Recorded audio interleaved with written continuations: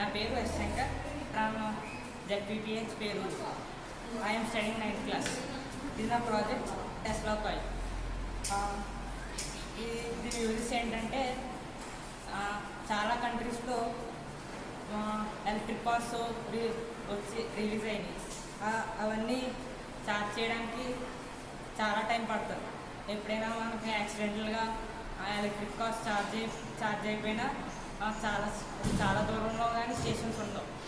ఆ స్టేషన్స్ ఉన్న ఛార్జ్ చేయడం చాలా టైం పడుతుంది. అలాంటిది కొన్ని కంట్రీస్లో ఈ టెస్లా కాయిల్ ప్రాజెక్ట్తో కొన్ని రోడ్స్ కూడా బిల్డ్ చేయడం జరిగింది.